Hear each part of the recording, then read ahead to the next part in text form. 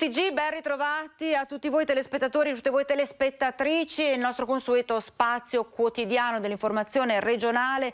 Allora, subito l'intervento del governatore Zaia, che ha dichiarato come in Veneto la situazione stia andando decisamente bene, soprattutto negli ultimi tempi. La curva epidemiologica è in netto calo, di conseguenza poi vedremo anche assieme le variazioni che si sono verificate nella notte, confermeranno proprio questa discesa fortunatamente di nuovi contagi. Ma sentiamo subito il governatore Zaia.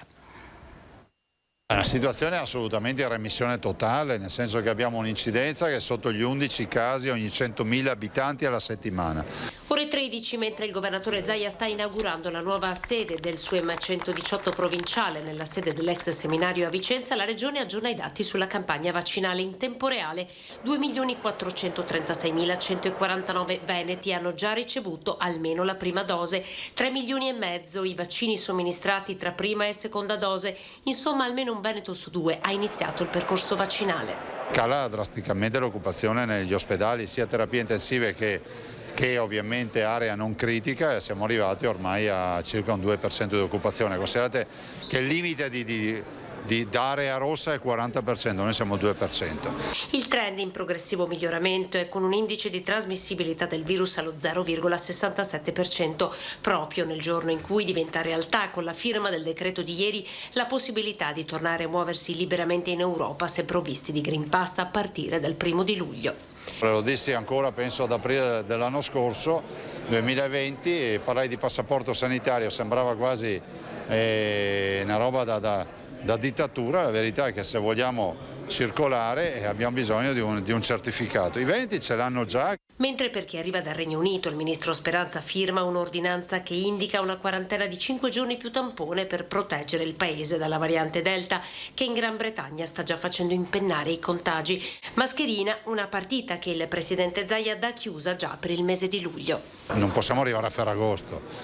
Immagino che con luglio questa sia un'altra delle partite risolte. E avevo anticipato poco fa proprio la curva del contagio che sta scendendo in maniera importante. Sono 44 i nuovi casi positivi che si sono registrati dalle 5 di ieri pomeriggio alle 8 di questa mattina, quindi nella notte 44 nuovi casi positivi. Molto bene negli ospedali, sia in area non critica che in terapia intensiva il segno meno 9 in area non critica, quindi 9 pazienti in meno in area non critica, un paziente in meno in terapia intensiva. Al momento il dato cumulativo delle persone ricoverate in area non critica positive sono 88, mentre i pazienti ricoverati in area non critica in tutto il periodo positivi 22. Benissimo, direi, questo zero decessi che si sono verificati appunto nella notte, quindi nessuno fortunatamente ha perso la vita in queste ultime ore.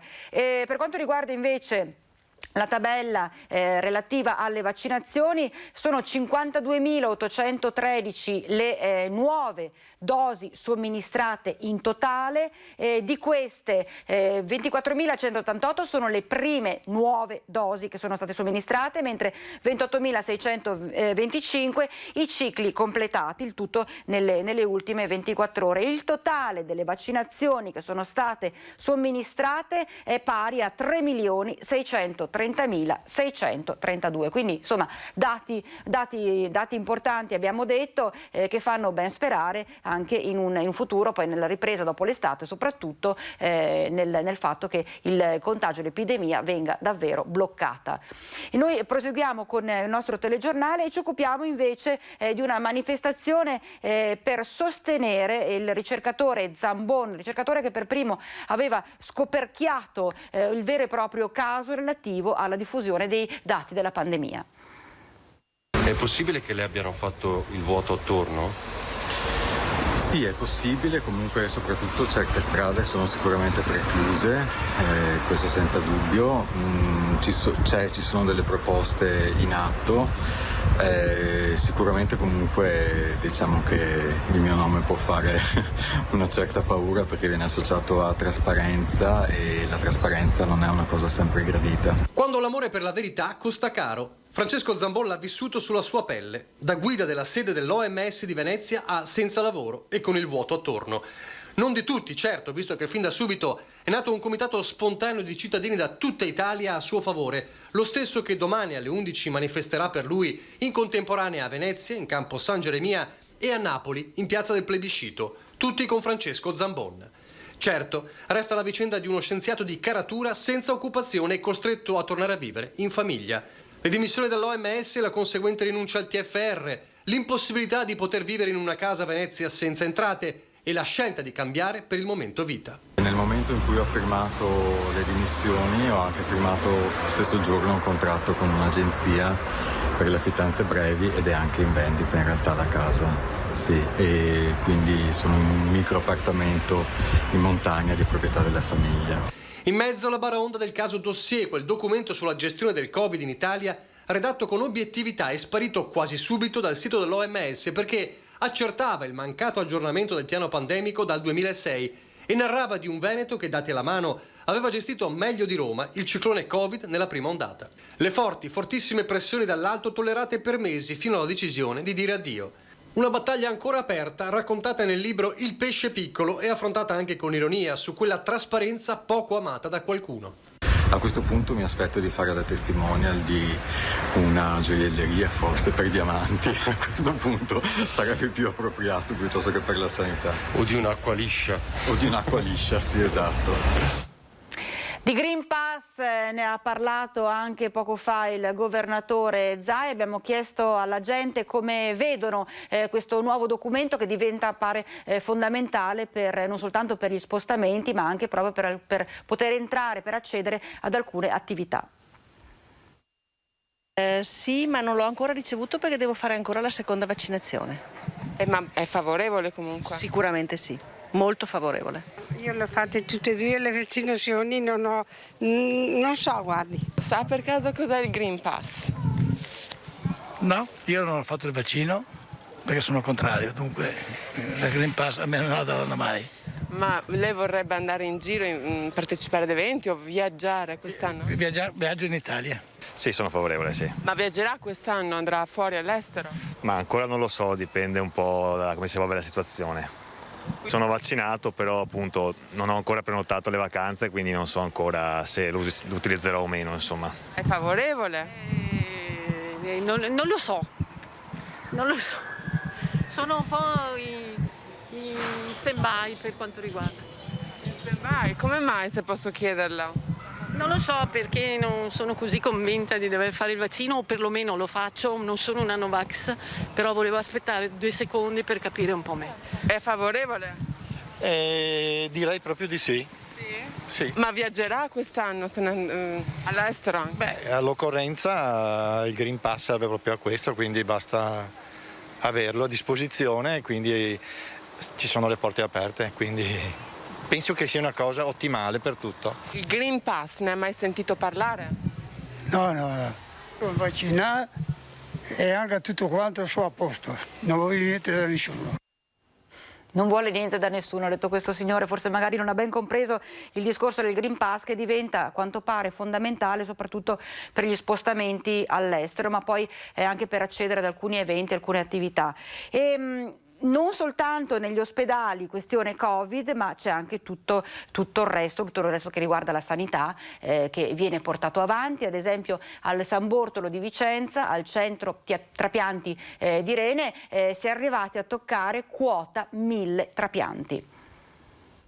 Lei è il 1000esimo, sì. Ma che sensazione le dà? È un bel traguardo, però spero che ne facciano ancora altri 1000 o 2000 perché è una bella cosa. È Gianluca, il 1000esimo trapiantato di rene del centro, trapiante dell'ospedale San Bortolo di Vicenza. Viene da Bergantino, comune del Rodigino, e a Vicenza ha ritrovato la vita. Che si sta bene, si ritorna a vivere alla normalità, non come una persona che purtroppo deve fare la dialisi, che deve sempre andare in ospedale. A ridargli speranza di poter avere una vita senza la spada di Damocle di una routine fatta di giornate di dialisi è stato appunto il centro trapianti, e grazie alla mamma è lei la donatrice per il trapianto da vivente.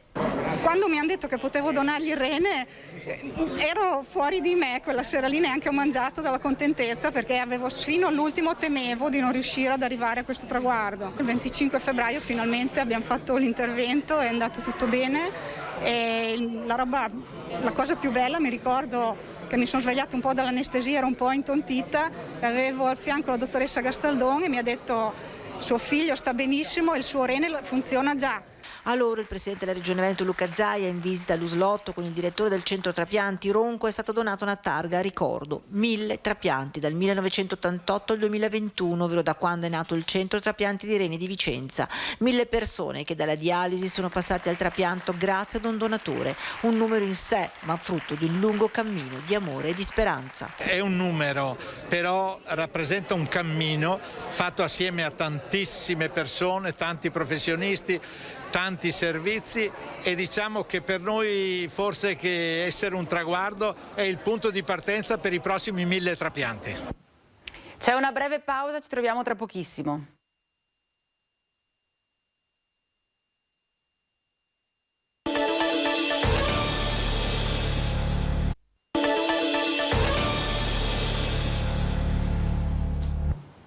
Eccoci nuovamente in diretta Focus TG, vedo che abbiamo collegata via Skype la nostra Angelica Montagna. Angelica, buongiorno, ci fai un po' il punto della situazione vaccini per quanto riguarda l'ULS 7 Pedemontana, perché ci sono delle novità anche.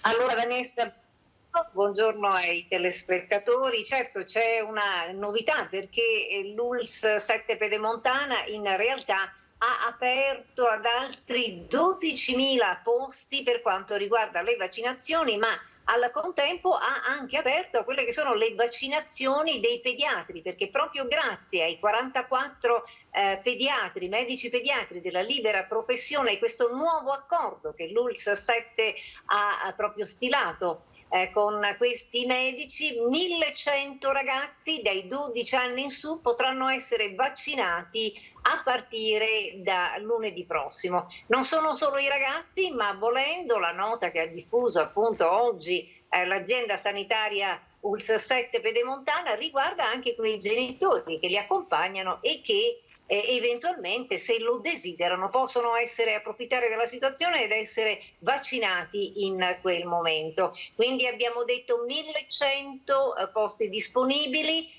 per quanto riguarda il distretto 1 e il distretto 2. Il distretto 1 come sedi, lo ricordiamo, per queste vaccinazioni pediatriche a Rondobrenta e la sede di Marostica, mentre per quanto riguarda il distretto 2 abbiamo Schio con quella che è la palestra Marconi. Ecco, questo dice in sostanza il comunicato, un comunicato importante, mentre sempre nel comunicato viene anche comunicata un'altra cosa, che 11.000 sono i posti che sono stati aperti, questi addirittura già dalla giornata di domani, per chi vuole, quindi di domenica, sono aperti a tutti quelle persone dai 18 anni ai 59 anni che ancora non avessero appunto ricevuto il vaccino e che magari ci stanno pensando. Come fare a prenotare sia per i bambini, i giovani dai 12 anni in su, ma anche per questi appunto altri dai 18 ai 59 anni? Ebbene, il portale regionale è sempre a disposizione, basta quindi entrare, basta cliccare, prendere un appuntamento e poi si andrà appunto in queste sedi vaccinali che noi abbiamo detto, e questa nuova opportunità aperta appunto dall'ULS 7 Pedemontana. E io direi, Vanessa, che questo è l'aggiornamento. Ti chiedo una cosa, Angelica, ecco, per quanto riguarda i vaccini di domani, le vaccinazioni di domani, dicevi 18-59 anni, bisogna ugualmente prenotarsi, giusto? Esatto, si va sempre su prenotazione, questa è la raccomandazione, certo. Proprio evitare di avere assembramenti o lunghe code magari di ore, proprio perché non eravamo prenotati. Quindi insomma c'è questa nuova finestra, e soprattutto passando però per il portale, questo lo ricordiamo. Bene, grazie ad Angelica Montagna. Poi nel nostro telegiornale questa sera TG Bassano ci saranno tutti gli approfondimenti. Noi proseguiamo, restiamo a Bassano del Grappa, restiamo a parlare dell'ULSS 7 Pedemontana, nello specifico dell'ospedale San Bassiano, perché si doterà a brevissimo di una nuova apparecchiatura ultratecnologica. È un apparecchio molto affidabile e poco invasivo. La CardioTac analizza le arterie coronariche e studia le patologie del cuore e l'ospedale di Bassano ha ricevuto dalla Regione Veneto l'autorizzazione per acquistarla. Questa CardioTac, 256 strati, ce l'hanno solamente i grandi ospedali. Sono pochissimi gli ospedali in Italia che utilizzano la CardioTac. Bassano si conferma un ospedale sensibile all'acquisto di tecnologia avanzata per far crescere la professionalità dei propri medici e per attirarne di giovani che qui possono utilizzare macchine avanzate. Tutta l'ULSS 7 della Pedemontana negli ospedali di Bassano, Sant'Orso ed Asiago cerchiamo di portare più tecnologia possibile, perché tecnologia vuol dire interventi meno invasivi, vuol dire fare per i nostri medici, anche portare giovani medici che utilizzano queste nuove tecnologie. Intanto sono in via di conclusione i lavori per la sala operatoria ibrida che verrà inaugurata il 1° settembre e prosegue il trasferimento delle sale operatorie ad Asiago per arrivare il 27 luglio alla riapertura del punto nascite e poi novità riguardo al robot chirurgico Da Vinci.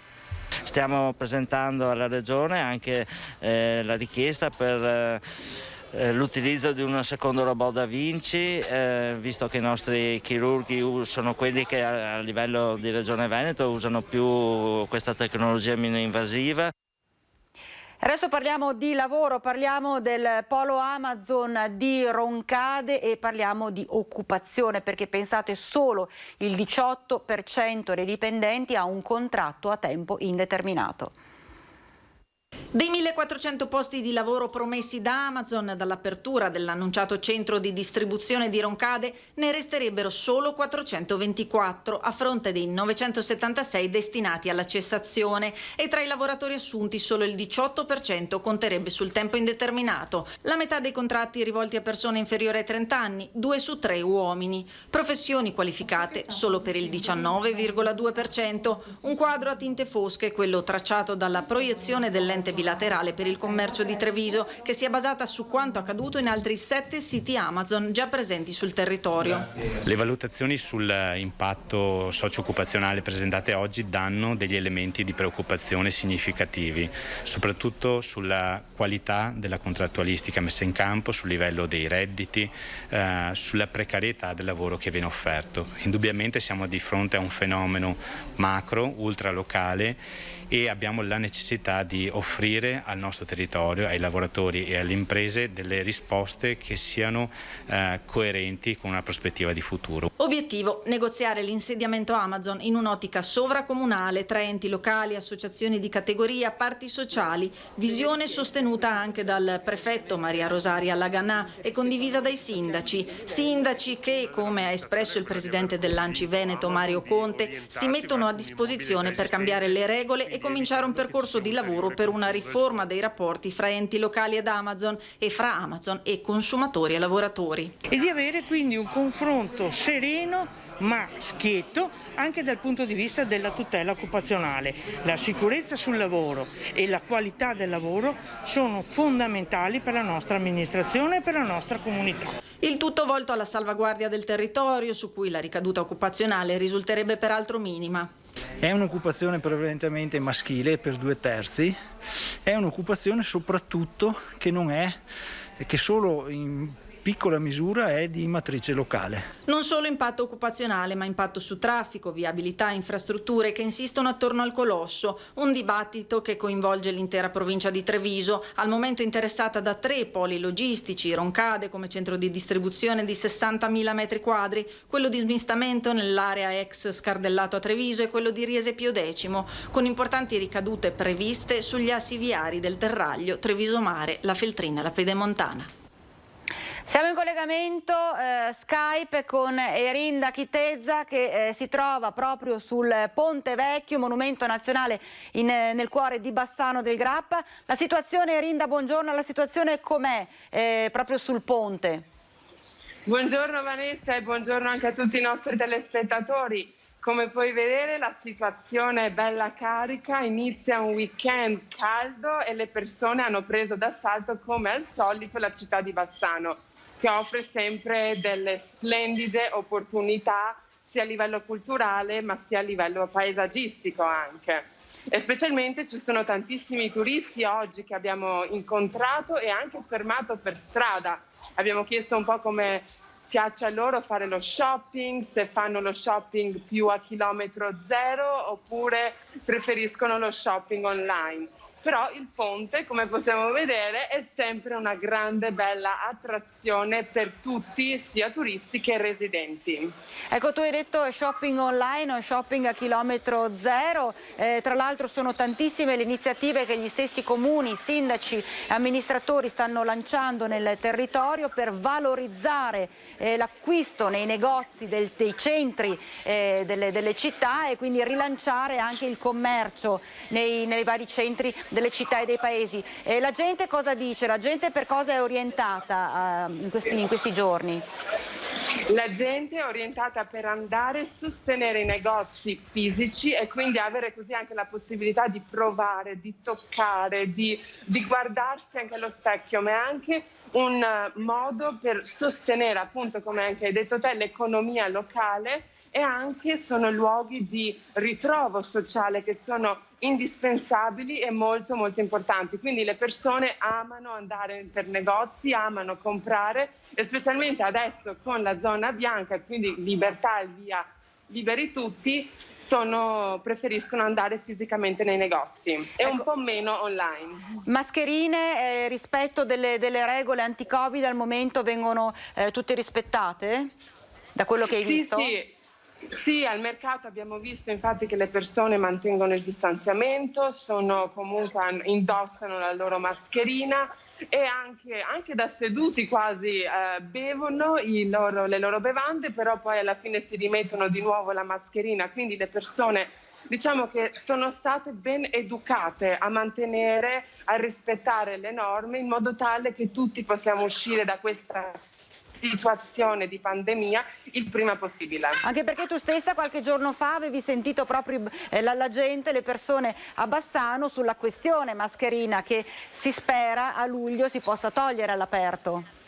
Sì, in effetti il governo ha preso in considerazione la rimozione della mascherina a partire dal 15 di luglio e appunto anche le persone sono favorevoli a togliere la mascherina all'aperto proprio perché con l'arrivo della bella stagione, l'estate, potrebbe diventare molto difficile per loro indossare, quindi respirare all'aperto. Però tutte le persone intervistate hanno confermato che preferiscono mantenere ancora la mascherina negli spazi chiusi, sempre nella considerazione e nel rispetto delle norme anti-Covid. Bene, allora grazie Erinda, tu continui il tuo giro perché questa sera nei nostri telegiornali vedrete tutti gli aggiornamenti. Grazie a Erinda Chitezza per il suo collegamento e noi intanto ci fermiamo per qualche istante.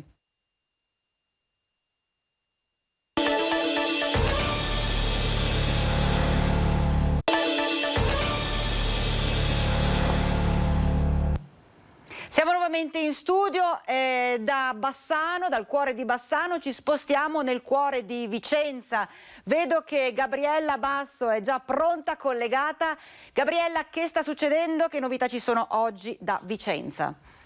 Buongiorno Vanessa e telespettatori di Rete Veneta, siamo in Contrappescherie Vecchie perché si parla di Movida, perché oggi questo fine settimana è un fine settimana importante, ci sono le nuove misure messe in atto dal Comitato per l'Ordine Pubblico e la Sicurezza decise dal prefetto insieme alle forze dell'ordine e al sindaco di Vicenza che ha chiesto ancora una volta di intensificare i controlli in questa zona. E questa sera ci dovrebbe essere questo rafforzamento di pattuglie delle forze dell'ordine che vigileranno su una Movida che dovrebbe essere più tranquilla, in attesa di quello che potrebbe essere poi lo sviluppo futuro, ovvero di una movida diciamo ad ingresso controllato, a numero chiuso come qualcuno l'ha ribattezzata. Sta di fatto che insomma già però ci dicono che da ieri sera c'è movimento, ma c'è un po' meno movimento, un movimento un po' più forse tranquillo, proprio un po' anche forse perché è un fine settimana estremamente caldo e quindi tanta gente è andata magari in vacanza al mare, ai monti e anche quindi anche i ragazzi della cosiddetta movida stanno a casa, appunto sono andati al mare. Anche però, perché Gabriella ricordiamo appunto che tutte queste misure prese per gli episodi spiacevoli che si sono verificati nel corso della settimana. Che poi vada questa piccolo tratto perché le Pescherie Vecchie sono 60 metri, poco più insomma, e c'è la piazzetta poi dall'altra parte e quindi da qui poi partono con diciamo gruppi di ragazzi completamente presi dai fumi dell'alcol e si passa dall'espletamento di vari bisogni a veramente alle botte, a picchiarsi e infatti c'è la preoccupazione anche che questo degeneri ulteriormente in ulteriore violenza, chiaramente.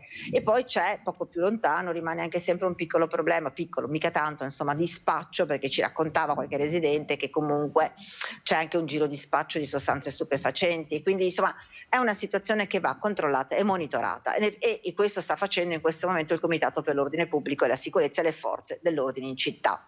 Per quanto riguarda cronaca più spicciola se vogliamo, abbiamo anche i carabinieri hanno sequestrato l'auto e la patente a un cittadino pakistano perché ieri sera l'hanno pizzicato in auto che sfrecciava a tutta velocità per Riviera Berica insieme alla fidanzatina e peccato però che era veramente ubriaco fradicio si potrebbe dire, quindi è stata anche una fortuna che siano riusciti a fermarlo prima che combinasse dei guai magari irreparabili. Infatti poi per fermarlo in realtà si è schiantato contro una piccola muretta, insomma fortunatamente senza conseguenze particolari, però capite che diciamo tra il caldo e i fumi dell'alcol anche qui anche girare, circolare per la strada non è proprio il massimo.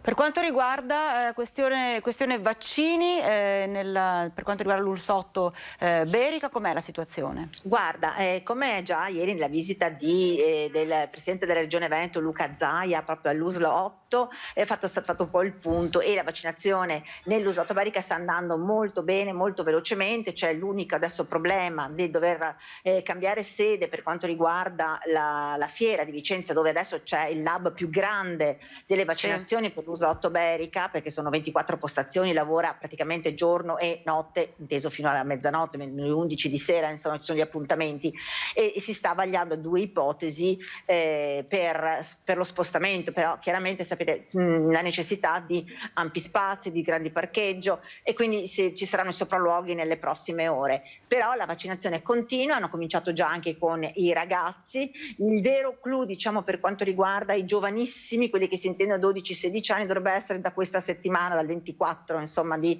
giugno. Però ovviamente c'è un continuo via vai di persone che si vaccinano, è molto alta. Sappiamo già che praticamente sugli over 80 e over 70 si è raggiunto cifre percentuali molto elevate, 80%, 90% per gli over 80. Oltre l'80% per gli over 70. Diciamo che sui sessantenni ci avevano già detto ancora le scorse settimane che è necessario ancora un po' lavorare perché c'è diciamo qualche po' ritrosia forse dettata dal discorso di AstraZeneca, ma già quel fatto che si potrà vaccinare anche con Pfizer, c'è una ripresa anche per gli over 60 e gli over 50. Ascolta, si parlava poco fa anche con i colleghi del discorso del Green Pass, sentendo parlare di Green Pass, la gente lì a Vicenza come l'ha preso? Guarda, favorevole? Guarda, la gente tutto sommato l'importante è riuscire a avere una vita normale, di continuare a poter viaggiare con serenità, anche se molti fanno le vacanze anche diciamo nelle mete turistiche italiane, quindi molto più diciamo in casa. o nelle seconde case, per esempio.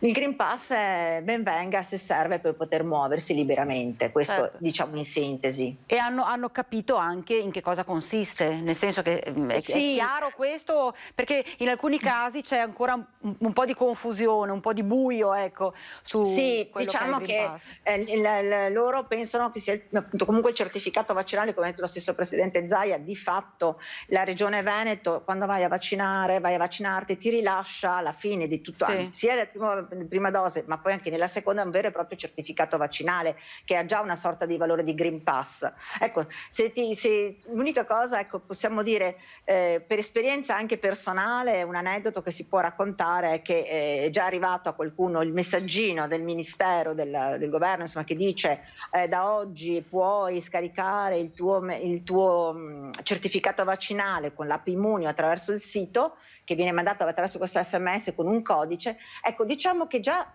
è complicato quello, perché la compilazione con l'IMU sull'app IMU, per chi ce l'ha ovviamente che l'ha scaricato, o comunque anche entrare nel sito del governo, c'è tutta una serie di cose da compilare, e poi alla fine, per esempio, nel caso mio specifico, il certificato in realtà non era disponibile. Quindi secondo me è una macchina che ha bisogno ancora di rodarsi, ecco. Ok. Ascolta, noi in apertura del collegamento con te abbiamo parlato di Movida soprattutto. In realtà la città di Vicenza, città d'arte, sappiamo benissimo, ci sono turisti, c'è gente, com'è questo sabato mattina a Vicenza?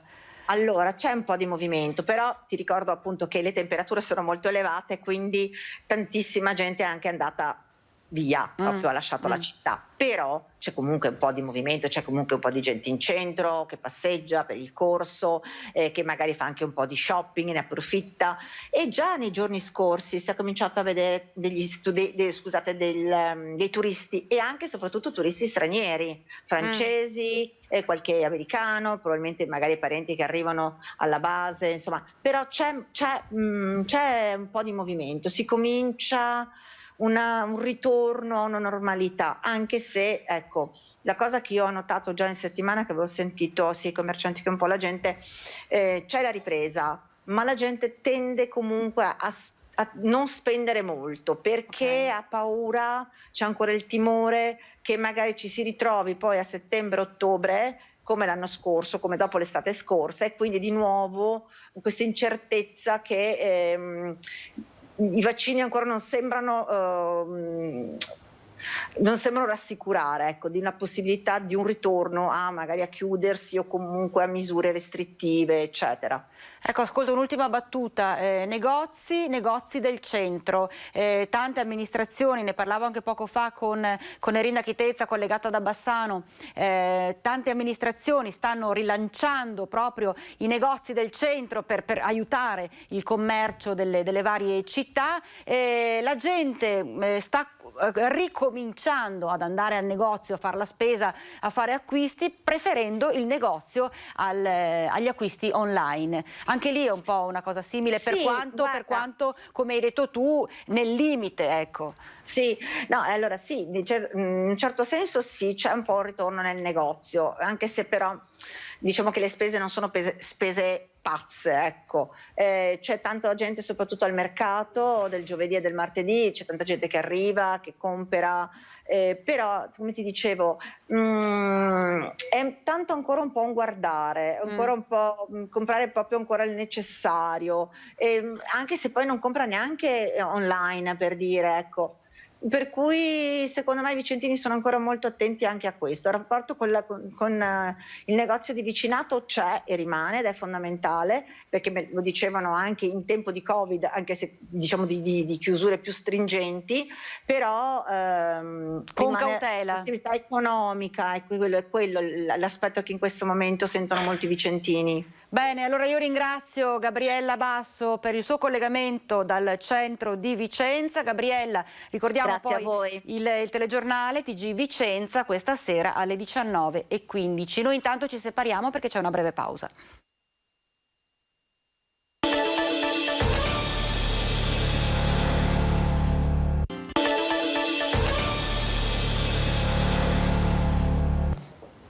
Focus sti giri, eccoci in diretta dalla redazione di Padova, nello specifico a Monselice, Guido Barbato, collegato Skype. Guido, buongiorno, che novità ci sono?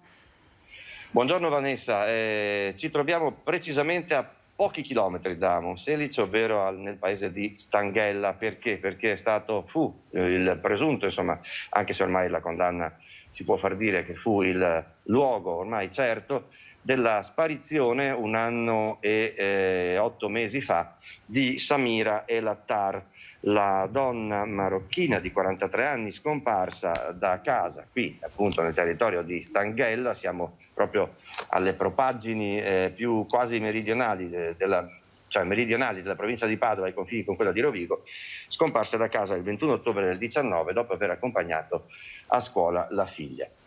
Subito i sospetti all'epoca ricaddero sul marito Mohamed Barbri di 41 anni, anch'egli marocchino, che ieri sera è stato condannato all'ergastolo per l'omicidio e la sparizione del cadavere della moglie. Infatti la donna non è stata più ritrovata né viva né morta. Lui durante tutte le fasi del processo si è sempre dichiarato innocente, ma una serie di indizi raccolti dagli investigatori, primo di tutti la fuga all'estero di poche settimane dopo la sparizione della donna di Barbri, 41 anni, dicevo, lasciando a una zia la figlioletta e imbarcandosi per la Spagna in pullman, insospettì insomma gli inquirenti che lo rintracciarono e l'uomo è andato quindi a processo.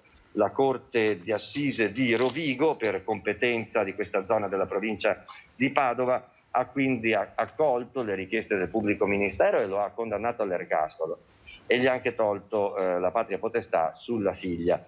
Come detto, il corpo della moglie Samira non è mai stato ritrovato. Loro abitavano in questo comune del Padovano da alcuni anni e la bimba, che ha 5 anni, è stata affidata a una zia. Stiamo cercando di raccogliere un po' le impressioni degli altri abitanti di Stanghella per sentire se la magistratura si sta muovendo nella direzione giusta, anche se la serie di sospetti di indizi raccolti giustificherebbero la sentenza avvenuta ieri a Rovigo, sentenza di primo grado. Come sapete, insomma, in Italia bisogna ragionare sempre così. Anche perché, Guido, tra l'altro questa vicenda porta alla mente inevitabilmente anche un altro caso di un corpo mai ritrovato, quello di Isabella Noventa. Sì, diciamo che l'atrocità di quel fatto che hai ricordato non è molto diversa, o meglio, quella di oggi di Stanghella non è molto diversa dal fatto atroce di Noventa Padovana. E questo deve farci anche riflettere, insomma, in quelli che sono i rapporti di coppia e il fatto che comunque è difficile farla franca per la giustizia. Certo, sappiamo anche che nel caso di Isabella Noventa c'è anche una mamma e un fratello che non hanno potuto piangere il cadavere della sorella scomparsa. Insomma, Altre novità di cronaca ce ne sono da Padova? Sì, no, di cronaca no, ma abbiamo una notizia interessante perché abbiamo potuto incontrare quest'oggi la nuova rettrice dell'Università di Padova per la prima volta. Dopo quanti anni? La prima donna dopo? Scandisco? Sì, vai. 799 anni. Ce ne abbiamo messo, mamma mia, ce ne abbiamo messo per eleggere finalmente a capo della seconda università più antica d'Italia, ovvero Padova, un rettore, una rettrice donna. È la professoressa Daniela Mapelli, originaria del Lecchese, dove è cresciuta, ma che vive a Padova ormai da molti anni, dove si è anche laureata in psicologia sperimentale nel 1991. Una persona quindi che abbiamo visto molto determinata a creare una squadra anche di collaboratori, i famosi prorettori, che sappiano lavorare su più fronti. È molto articolata l'attività di una università, non c'è solo l'insegnamento, ci sono tutte le strutture che servono, c'è la ricerca, c'è tenere in debita considerazione insomma chi studia, e anche i professori a contratto, oltre a quelli che sono riusciti ad avere un posto fisso. Si andrà avanti nella ricerca, servirà la collaborazione di tutti, ha detto la professoressa Mapelli, che stamattina ha incontrato nell'aula magna del Bo buona parte dei giornalisti padovani, e diciamo che ha fatto anche capire che uno degli obiettivi più grandi del suo sessennato, 6 anni, anche se non è detto, mi è sembrato un po' indecisa se riuscirà a vedere il nuovo ospedale di Padova. Però ci auguriamo che da rettrice possa almeno partecipare alla posa della prima pietra, poi la conclusione dei lavori, chi lo sa, siamo nelle mani ovviamente di più enti che sovrintendono a volte l'attività universitaria. Bene, allora io ringrazio il nostro Guido Barbato per il suo intervento. Grazie Guido e grazie per le novità che hai condiviso con noi nel nostro telegiornale. A proposito, tra l'altro, di violenze in famiglia, c'è un caso avvenuto nell'area del Bassanese. I carabinieri hanno arrestato in flagranza di reato per maltrattamento in famiglia, lesioni personali aggravate perché commesse ai danni di persona convivente, minaccia aggravata, un 41enne, un uomo di 41 anni. La donna proprio nella giornata di ieri, la vittima, una donna di 37 anni, ha chiamato disperata i carabinieri, che quando l'hanno raggiunta l'hanno trovata in evidente stato di confusione, ma anche con evidenti segni di violenze subite sul corpo. L'uomo praticamente l'aveva picchiata non solo con calci e pugni, ma anche con degli oggetti che aveva trovato, e purtroppo questa situazione i carabinieri sono riusciti a far parlare la donna, e la donna ha appunto confessato che questa situazione si porta avanti da almeno 20 anni. 20 anni tra l'altro di percosse, di violenze fisiche, psicologiche continue, cui avevano assistito anche i figlioletti minori della coppia. È stata quindi appurata la veridicità di quanto aveva dichiarato la donna, è stata portata al centro antiviolenza per tutto il supporto necessario che appunto le professioniste riusciranno a darle. Questa escalation, tra l'altro, che negli anni ha portato a interventi sempre più pesanti dell'uomo nei confronti della donna, tanto che insomma è scattato l'arresto, e adesso la donna si trova al sicuro, seguita appunto dal centro antiviolenza. Quindi queste violenze in famiglia, violenze in casa, abbiamo parlato prima con Guido Barbato nel Padovano, i 2 esempi delle 2 donne purtroppo finite uccise dai compagni, il cui corpo addirittura è sparito. In questo caso si è intervenuti in tempo, fortunatamente, nonostante i 20 anni di percosse, di violenze fisiche e psicologiche, però insomma adesso la donna è al sicuro e l'uomo si trova dietro le sbarre. Parlando di lavoro, ripresa del turismo, gli aeroporti sono in prima linea, una lenta ripresa, si parla del 40% rispetto a qualche tempo fa di ripresa dei voli e quant'altro, solo che a livello occupazionale la situazione non è per niente buona. Adesione massiccia allo sciopero di 4 ore dei lavoratori degli aeroporti veneti, promosso da tutte le sigle sindacali. Al Marco Polo si sono fermati in migliaia per richiamare l'attenzione, in particolare della Regione, sui loro problemi. Che la Regione deve attivare tutte le misure di politica attiva e del lavoro per provare a sostenere questo settore, ma contemporaneamente la Regione può anche immaginare e attivare degli ammortizzatori sociali per chi l'ammortizzatore sociale non l'ha ancora avuto. Chi sono? Sono purtroppo gli stagionali. Gli stagionali da 1 anno e mezzo non hanno nessun tipo di ammortizzatore di sostegno economico. Da marzo 2020 i dipendenti della Save hanno lavorato non più di 5 giorni al mese. Più grave è la situazione degli stagionali, tra questi gli addetti alla sicurezza dell'aeroporto. La Tirrenia della Sicurezza già ci ha annunciato che alcuni servizi della Tirrenia della Sicurezza saranno affidati a un istituto di vigilanza esterno. Quindi non richiamerà i stagionali, i determinati, che stanno a casa da 1 anno e mezzo senza nessun paracadute sociale e senza retribuzione. Chiediamo che i lavoratori determinati vengano richiamati. Stanno da 1 anno e mezzo, hanno fatto 4-5 anni di aeroporto e non è possibile che l'azienda Save, in questo caso di Triveni Sicurezza, si comporti in questo modo. I lavoratori aeroportuali precari sarebbero migliaia in Veneto, 1.500 solo al Marco Polo. Sono fermi da novembre 2019, senza tutele, nonostante gli anni di esperienza. Mentre nel turismo la stagionalità è stata sostenuta, il pezzettino che riguarda l'ambito aeroportuale non ha avuto nessun tipo di sostegno. I sindacati chiedono una regia della Regione per i problemi dei tanti lavoratori degli aeroporti veneti. Per far sì che i lavoratori abbiano un minimo di prospettiva futura. Sono migliaia e migliaia di persone, i numeri probabilmente sfuggono ai più, ma sono migliaia di persone. Senz'altro ricorderete domenica scorsa, il 13 giugno, festa di Sant'Antonio, il pellegrinaggio della reliquia dell'avambraccio del Santo che da Venezia è stata portata alla Basilica del Santo di Padova. Bene, abbiamo direttamente il rettore della Basilica del Santo, padre Oliviero Svanera, che ci racconta tutta questa grandissima devozione, una settimana di devozione alla reliquia dell'avambraccio che, ricordiamo, domani quindi verrà riportata a Venezia. La gente anche in questi giorni, durante le celebrazioni, si avvicina trepidante, certamente anche con un pizzico di curiosità, ma con tanta devozione, consapevole che è presente il Santo. La mano del Santo che benedice, la mano che è carità. Ultimi giorni per i devoti di Sant'Antonio per pregare in basilica davanti alla reliquia dell'avambraccio tornata a Padova dopo 369 anni per una settimana.